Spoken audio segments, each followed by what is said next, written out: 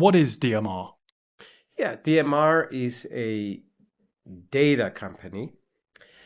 It started off as a consulting company in market research. Then it pivoted to being a technology company in the software as a service space. And now we have coined a new space for ourselves. It's called intelligent data as a service.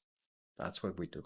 You've been in a phase of research and development for the last few years. Could you go into a little bit about what that research and development has been on? We were trying to get to an accurate way of tagging large amounts of text initially with sentiment, positive, neutral, or negative towards brands, and topics. What are they talking about?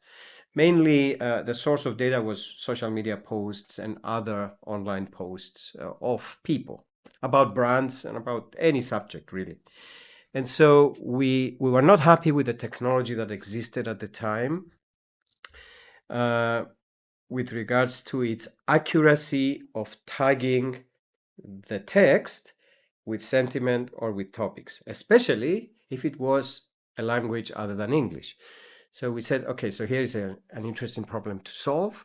And that's how we started. We applied for our first R&D grant to Innovate UK, and we got it, and we developed the first version of listening 24/7.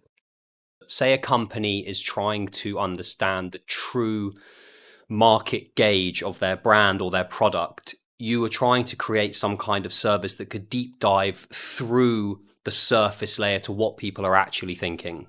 Exactly. So market research, which has been around for exactly 100 years, since Nielsen was founded back in 1923, if I'm not mistaken, is based on asking questions.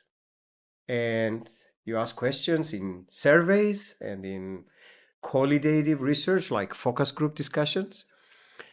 And that we call solicited customer opinion. That's what market research was about for all these years.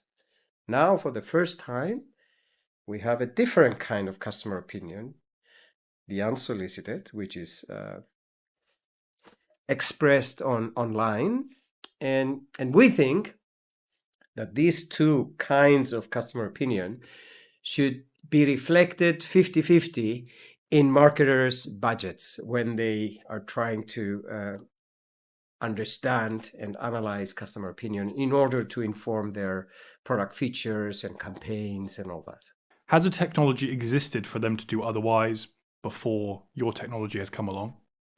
Well, there have been some companies in the social media monitoring space at the beginning of the previous decade, but they were the reason why we decided to become a technology company and find money to develop our own. Because I considered them. I went to the boardrooms of three of them. One was in Boston, and I was always asking the same question: what is your sentiment accuracy? And the response I got at the last meeting was 97%. I know that 97% is not possible because there's a lot of ambiguity out there, right? So humans don't agree among themselves at 10 to 30% of the times if a post is negative or positive.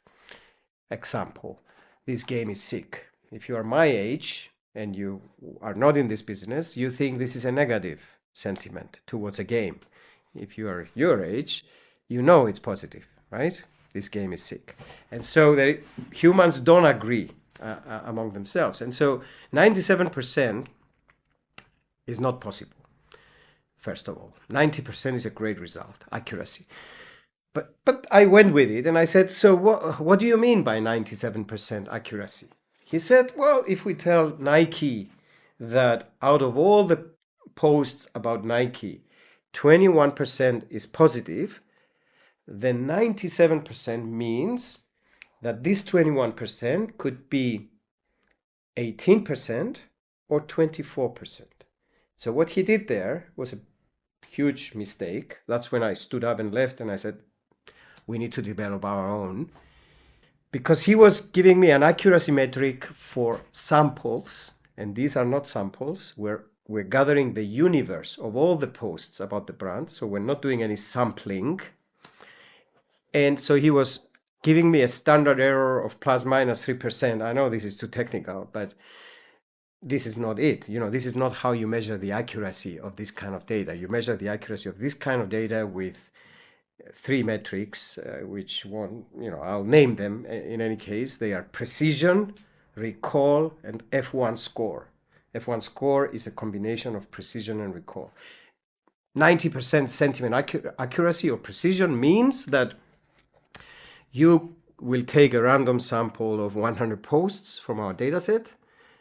If you are a native speaker, you will read it, annotate it for sentiment, and if you agree with 90 out of 100 of what our algorithm has tagged it with, then that's 90%. But that's according to you.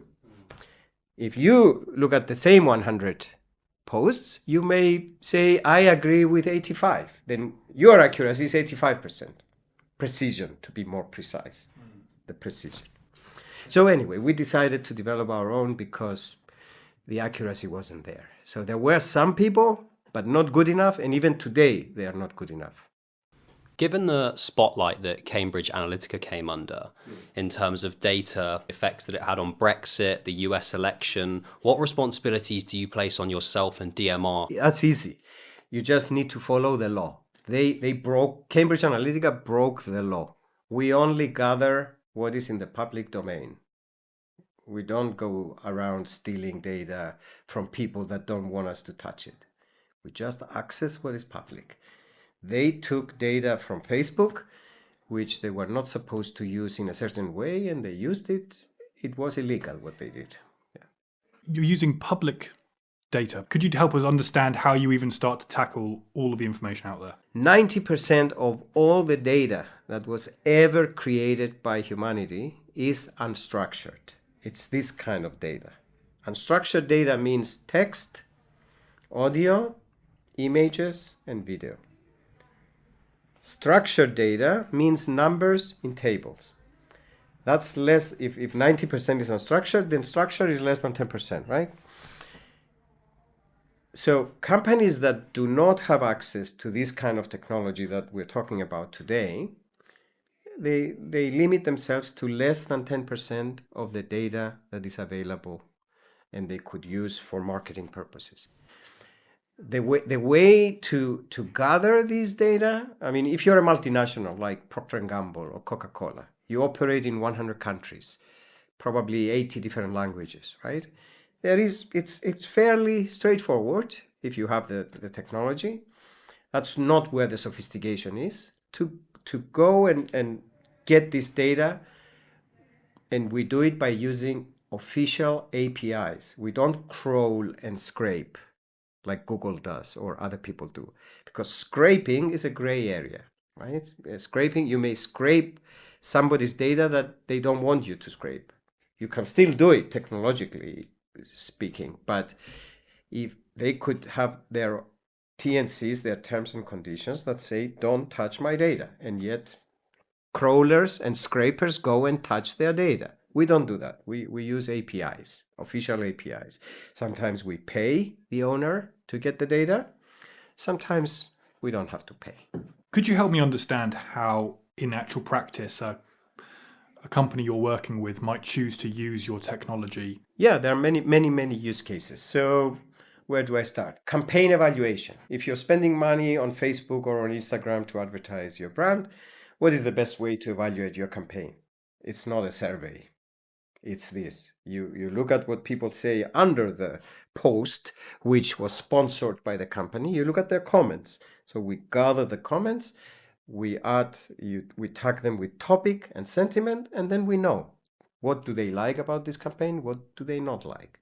That's one. Brand reputation management. So if somebody says, a detractor goes and says something negative about your company, you have to be seen to engage and respond. Then you have trend discovery. If you're a product development department, a new product development department or innovation department, you want to know about features that they need. There are really so many use cases. Here's a good way to answer your question. anything, if you're a marketer, with anything you can think of that you want to go to a market research company or a data analytics company to find a question, you can find the same answer with this kind of data. That's solicited, this is unsolicited. You need both. I'm not saying only use this. You need both. But don't spend 90% of your budget on just solicited. Just do 50-50. Do you think the unsolicited data is more trustworthy than the solicited data? I'm not saying that. Both have their a different way to look at them. On the solicited side, you have to pick the sample in a certain way that is representative. So if you wanted to do a survey to represent the UK population, an ideal sample is 1008 people, but you have to select them to represent the demographics of the population in the UK, right? So that's how you do it. And there are problems with that. You don't select it. It's not very representative. People answer questions who are self-select because you're going to pay them some money. So there's only a certain kind of people that respond to that. So there's a bias. On the unsolicited side of things, the issues are, it's not a sample. We don't care so much about who posts. We care more about who reads, and everybody reads. So you can see a correlation of the unsolicited opinion to behavior much easier than you can see it on this side of things. But you're lacking demographics. So if you post something on Twitter, I don't know how old you are unless you told me in your profile. I don't know what is your income. You're not going to tell me on your profile, right? Whereas on the survey side, you ask these questions. That's why I say it's good to combine. I see. How do you qualify the users upon which the data you collect? So, for example, if I was Pepsi and I paid for 100,000 bots to tweet that Coca-Cola is rubbish, how does that affect the data that you're collecting? So you're asking me about bots and fake news. Yeah. How do we deal with that? Yeah. Well, my initial answer to this question, which is quite frequent at conferences usually, is that we don't care if it's fake news. Because if the normal consumers will not know if it's fake news, they can still be impacted. And usually they don't know. Usually it's very difficult to know if it's fake or a bot or whatever. You have to be really smart and you have to put your mind to it and say, yeah, is this a bot? Is it not a bot? But normal people don't do that. So that's why if you're doing social media listening and analytics, you have to analyze the fake news as well, because they also impact behavior. If somebody posts some fake news about how wonderful Coca-Cola is and go drink it, and many people go drink it, you need to know that connection. You need to know that if you're a marketer, you need to understand that.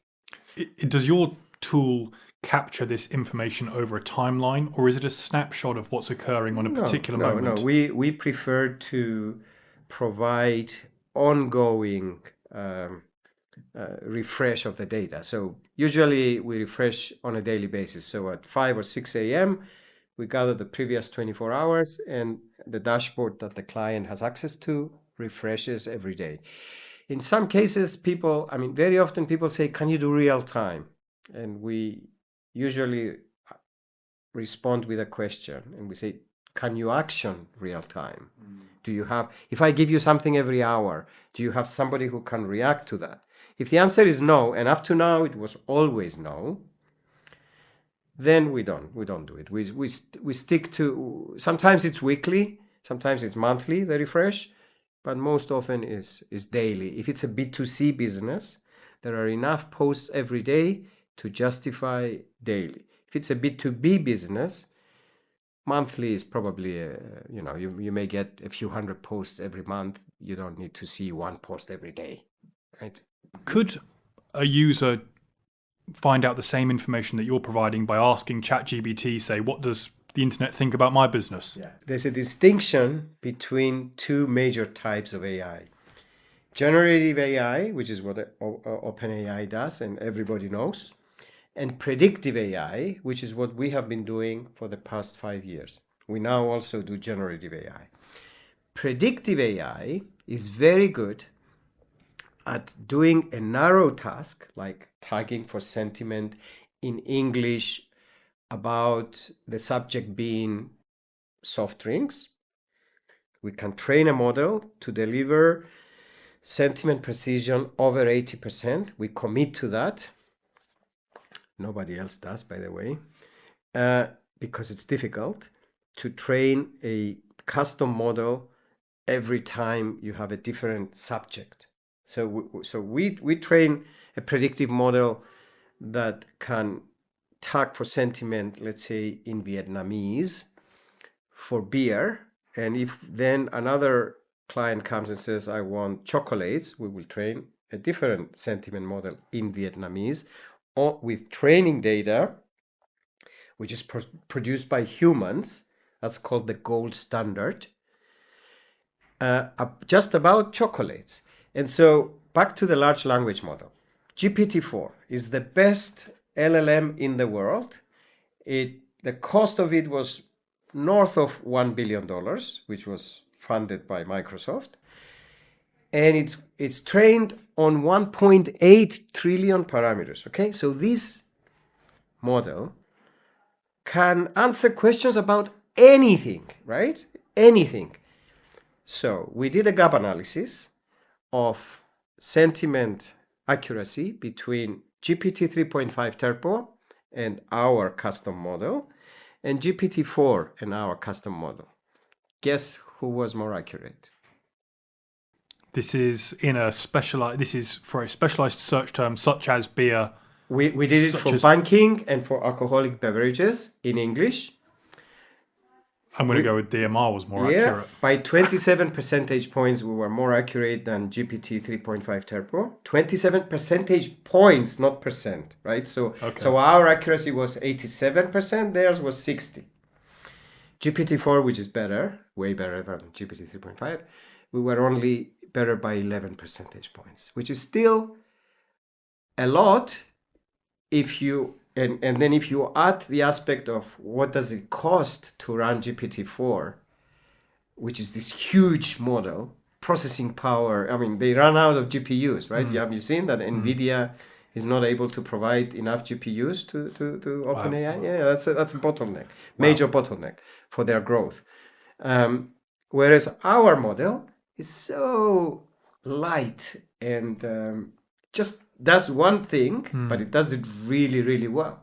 Much better than an LLM.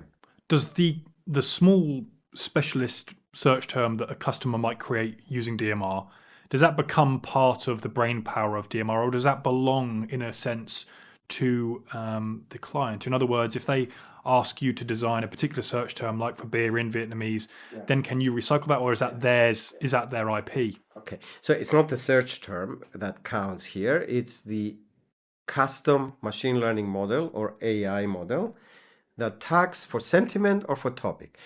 And it's a good question. So you can have a model that is generic for a language. It's trained using training data from multiple product categories, and that is owned by us. We could create a custom model for a client that tags sentiment in Vietnamese for beer, which is exclusive or not. It costs more if it's exclusive, but if we can use it with other people, it costs less. I'm glad that this brings up cost, which I think is going to be something on people's minds. Yeah. You have, in 5 years, built an incredibly powerful tool. Who will have access to these tools that you've created? Yeah. So intelligent data as a service, which I mentioned at the beginning, the space that we coined, which is not software as a service, is for a specific reason. It is very difficult to remove noise when you gather social media posts. Noise comes from homonyms. A homonym is a word that is spelled the same as your brand, but it means something else. Apple computers, apple fruit, apple juice, and there's also Apple, the daughter of Gwyneth Paltrow, which you don't know about. So if you're trying to eliminate noise with a smart Boolean logic query that says, give me apple, but not apple and flavor, not apple and scent, not apple and blah, blah, blah, you will still end up with 50% of your posts being irrelevant to Apple, the company, because you didn't know that Apple, the teenager daughter of Gwyneth Paltrow, existed. And so we want to take that away, this pain, we're taking it away from the customers, and we're not giving them a self-serve tool. It's not a tool, listening 24/7. It's intelligent data as a service. So just tell us what brands you need, in what language. We will make sure you're getting clean data. We will eliminate the apples of the world that are not your company. And then what is intelligent data as a service, which software as a service is not, is that you can get your deliverable in any platform you want. You can have it on Power BI, you can have it on Tableau, you can have it on a dashboard that we design for you, or on a dashboard of your choice. You can get just data, intelligent data fed to you through an API. You can power your own data visualization. Intelligent data as a service, you've coined it. Yes. Do you expect your users, your clients, will use it more to discover insights about their own brand or to discover insights about their competitors' brands? Both. There's no reason why you should only gather data for yourself, for your brand. You don't exist in isolation as a brand. You have competitors. So we developed a dashboard which we're pushing now, which is called Brand Health Tracking Dashboard, or CEO Dashboard. We call it the CEO Dashboard because some CEOs of small and medium-sized companies came to us and they said, my marketing department, whenever there's bad news, the good news, they come straight to my desk. The bad news, they're a bit late and there's a spin usually. Can you get me a dashboard where I can see myself, what people are saying about my brand, and where do I stand in comparison to competitors? So we created this dashboard with 4 quadrants and a generative AI piece where you can ask your dataset questions. We call it Data Vinci. But the 4 quadrants are very interesting because you don't have to do anything. You look at the ranking of your brand based on net sentiment score, which is another metric that we coined and trademarked. It's the mirror score to net promoter score, which is what people measure with surveys. So the net sentiment score is share of positive minus share of negative. It can range from minus 100. If all the posts about you or your brand are negative, you get minus 100. If all the posts are positive, it's plus 100. And if it's 50-50, it's 0, the index. So you look at where are you ranked? Let's say you're third. There's 10 competitors and you're third. And there's an arrow that shows that your net sentiment score is declining or it's going up. If it's going up, the world is in perfect shape. You move on with your day if you're a CEO of a business. If it's going down, or even worse, if your ranking went from third to fourth, now you can look at the bottom 2 quadrants and see the top 5 topics where you get negative sentiment. Click on one and see a list of the actual posts. Then you click on one of these posts, you look at it where it was posted, and you see if your team responded or not. So if they responded and you're happy with the response, again, you go on with your day.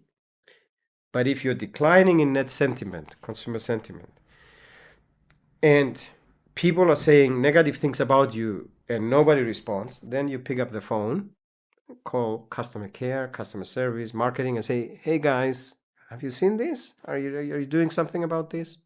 Talking about the difference between solicited data and unsolicited data, specifically in the context of a CEO looking at a dashboard, would it be fair to say that unsolicited data is closer to real-time consumer thoughts and opinions than solicited data? It strikes me that unsolicited data eventually becomes solicited data when they fill out a survey and say, I wasn't very happy Yeah. with that. But they tweet the morning of the bad Yeah. experience Yeah. to say, hey, it's not going great. It can be. So you could have a kind of survey where you ask people every day the same questions, a few people. Let's say you do what I said before, 1008 represent the UK population. You want to do a tracking and you ask 100 people every month, which means 3 people every day. That's close, but it's not the same as on the unsolicited side. If you refresh it real time or every day, then yes, the answer to your question is yes. You may, however, choose to refresh it every month, in which case it's not. So it's up to the user.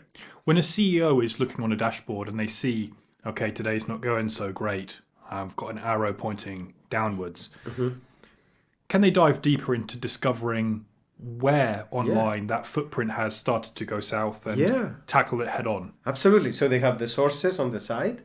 They can look at each source separately. Then they have the topic. Let's say the topic is pricing. You're very expensive. Or customer experience. I went to the Costa coffee shop and the toilets were dirty. So, and that was posted on Instagram. So yes, you can know that from this dashboard. And that's where, and you should know that, and that's why you want access to a dashboard like this, because it helps you find the posts that you need to respond to as a brand and show that you care, that you engage, that you solve problems. Do you foresee that your product will be used by investors? Intelligent data, what's the coined phrase? Intelligent data as a service. Intelligent data as a service. Will that be used by investors? Yeah, it's already used by investors. There's a thing called, in that space, called alternative data. Alternative as in alternative to fundamentals. So when you buy stocks or equities and you sell stocks, 15 years ago, you only had the fundamentals. There were models to predict based on ratios and all that. Now you have so many different categories of alternative data, one of which is social intelligence. This.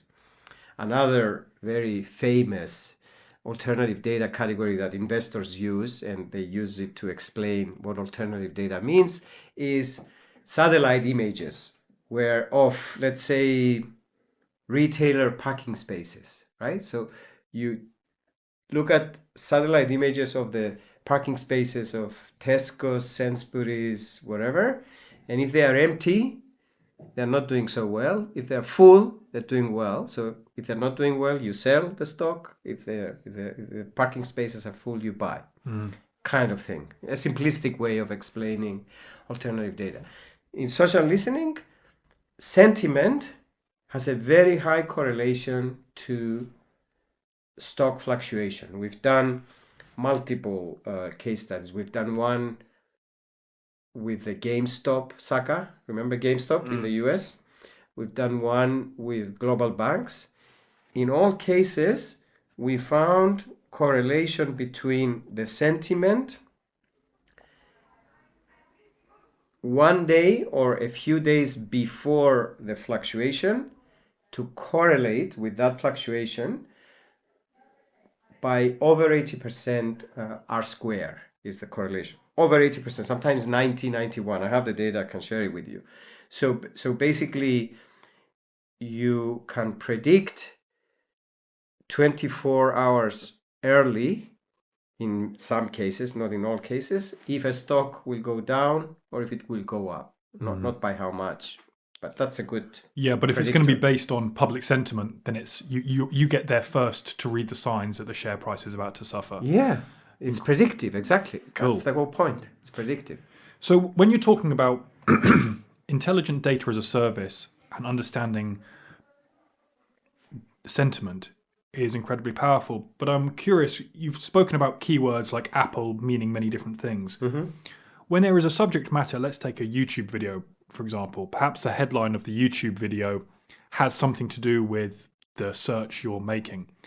But then the comments beneath that video don't necessarily reference to the subject matter, but are, of course, in reference to the subject. Very good. Does DMR manage to capture that information too? Yeah. So specifically in this case, we gather based on the title and everything in the post. So it's one or the other or both. And when we report it, we show, and the same applies to Facebook, when the brand says something, and then there are comments under the brand post. I hate it. I hate it on its own doesn't mean anything. You have to link it to what the brand said. What do you think of the new flavor of coffee? I hate it. So the way we present it is we present the title in the YouTube video case or the brand post and a line that divides the brand post and the comment. So you know what I hate it refers to when we present it. I see. And so are you excited that Elon Musk has bought X and now people, at least a trend seems to be that people feel more comfortable sharing their sentiment about things on a kind of free speech platform? It gives you guys a better access to their online opinions, right? For selfish reasons, I'm the opposite of excited that Elon Musk, because we were buying data from Twitter for a price, and then he comes and jacks up the price by 1,000% from one day to the next, and then we couldn't afford it anymore. So now we have to buy it from somebody else, and middlemen and all that. Because you're going legal. You're using it with their permission. Yeah. We don't scrape. Yeah. But he destroyed a lot of companies in my business at that time. And why do you think he decided to do that? Maybe it was, I don't know. My assumption is there were too many customers to deal with, and maybe he was hoping that those who could afford paying the millions that he wanted would become the resellers. So he would effectively be making the same money instead of having thousands of customers or hundreds. Now 10 customers with the same money, so less cost to manage. Interesting. But I didn't answer your question, and I don't know if I think X is losing on importance, at least for the categories that were. I mean, news, yes, still big. Politics, yes. Macroeconomic trends, maybe. But when it comes to luxury products, fast-moving consumer goods, it's not where people would go say, I love my Ferrari. Which platform do you give the most credence to in terms of reliability and accuracy? I don't think I can do that. Reliability based on what? Based on whose judgment? Reliability. My judgment, your judgment. I suppose the judgment of those using your service. So, for example, if one brand is positioning themselves in the market based off of information pulled from a particular platform. I know how to answer this question now. So it depends on how many people view a certain post and how they react. So take Instagram, for example, and influencers, influencer marketing. If somebody says something nice about a Procter & Gamble brand, Head & Shoulders is a shampoo, right, that P&G owns. And this someone has 1 million followers.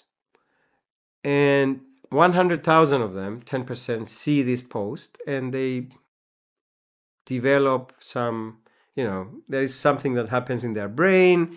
They don't even know it. Next time they're in the shop, Head & Shoulders. Oh yeah, let me try Head & Shoulders. They don't even know that this is what's happening, right? The connection, attribution is not there, but it works. That's how it works. So I would say companies and brands are looking for social media platforms where they can find influencers that are affordable to use for their marketing purposes, and the advertising platform is also amenable to their ways of sharing. But That's what they're interested in, right? The companies. They're not interested in. All they care about is numbers. How many eyeballs can I get? So influencers aren't going away anytime soon then? No. We have now micro influencers and nano influencers, and you always had the celebrity influencers. But this thing with micro and nano is crazy, right? It's become, because it's word of mouth on steroids. It's word of mouth becomes a mass medium, basically, right? If you do it right. When you talk about micro and nano, Yeah. what do you mean? Okay, there are arbitrary definitions. There isn't anything cast in stone, but I would say a nano has less than 10,000 followers, and the micro anywhere between 20,000 and maybe a couple of 100,000, maybe 100,000. And if you want to create another category, which is medium size influencer, which doesn't exist at the moment, maybe an opportunity to coin another term, I would say between 200,000 and a couple of million. And then you get to this mega celebrity influencers who have millions and millions. So they are defined by the number of followers. They're also defined by the subject they are an expert in, that they can influence, right? Also, so even if you have 1 million followers and you only talk about cars, I'm not gonna, if I'm P&G, I will not ask you to say nice things about Head and Shoulders, right? You have to fit to my brand values. It's been a busy 5 years doing research and development on this incredible product. What's next for DMR? What's your ambition? So we just came out of our inaugural company meeting following our first institutional funding round in December. The meeting took place in Belgrade because we have most of our team members. I mean, we are a remote first kind of company, but we have 7 or 8 people in Serbia. So we chose Belgrade to be the place where we meet. We came out of this 5-day meeting with a declaration, and we came out, inspired and energized. And the declaration is that by 2027, we want to collect and add intelligence to data from 1 million companies on the planet, from over 100 countries. 1 million companies is a lot. It's a very ambitious goal. At the moment, I told you about the brand health tracking dashboard. We're aiming to give it to 100 companies by the end of May, which will help us raise the next round, funding round. It will demonstrate the traction and the need and the product fit. So 100 dashboards times 10 competitors, that's 1,000 companies. So we have another 999,000 companies to go in 2.5 years. So I think that's exciting. We're also declaring that there is no plan B, and failure is not an option. And so we'll see. We put ourselves out there, and we will. If we don't do it, we look like fools, I guess. And what will the investment, your second round, you've successfully closed your seed. Yes. When you close your second round, what's the money going to be spent on primarily? It will mainly be sales and marketing, and we will also need to scale on the data science and engineering teams. And so our strategy is buy and build. So not just, we want to acquire as well with that money. What type of companies would you acquire? We're thinking about adding, there are 3 types that we're interested in. One is data analytics with some technology that is complementary to ours. Another is a consulting shop, which would allow us to offer professional services along with the intelligent data for whoever needs that. And the third one is probably market research to take the solicited, put it together with the unsolicited, and have a complete 360 view of the consumer opinion. You've had this amazing 6-year R&D period, and you've created an A team who are based around the world. Basically, it seems to me you have people in the far reaches, and you're a remote first company. Yeah. Is that something you plan to change, or is that something that you like as a working methodology? No, we love it because remote first means that you're not limited by geography to finding talent. So you can get talent wherever it is. And sometimes you can also optimize cost by selecting certain countries where you will recruit from at first. And so, no, I mean, the way I think for us, the optimum model will be to have our pockets of teams in different countries. For example, now we have our data science team is in Thailand. Our software engineering team is in Serbia. Our customer success team is split between South Africa and Serbia. And so, say marketing is UK. So I think the ideal is going to be for the countries where we have substantial teams to meet once or twice a week at a place like this, and for the rest of the time work from home or a co-working space near their home, and continue like that. So that's the model.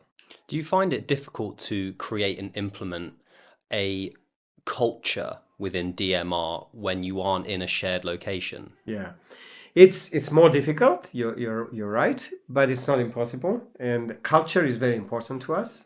We refer to culture as what people do when nobody's looking, right? And when you're remote first, nobody's looking, right? And so we have very strong values and principles. We have our values. They have an acronym, CITREP, and we recruit for a perfect fit with these 6 values. And then the performance evaluation is based on these values, as well as some objectives. We use OKRs, objectives and key results. But values, we live our values every day. And that's, I think, the way to maintain the culture. And, you know, we still want to improve on that.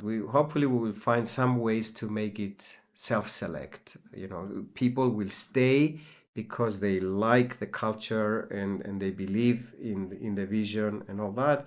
And those who don't fit, they will just go. So I suppose culturally it's important to have a diverse set of people working on that, because the logic has to encapsulate various cultures. Yeah, it does. It does. We actually we have a network of 300 annotators, we call them. And we have a software module that allows this production of training data. So let me say this before we go, I think it's significant. Until AI will get to human intelligence, which we don't know if it will, the optimists think it will get to human intelligence by 2030. The moderates think by the end of the century, and the pessimists think never. I'm one of the optimists. I think by 2030 we will have AI with human intelligence. But until that time, training data is king in the AI business. If you have good training data, you have the best AI. And that's most of our R&D was focused on that. How do we create very, very accurate models using great training data, which is created by humans? Well, Michalis, thank you very much for a fantastic conversation today. Thanks for your time. Thank you. It was a pleasure.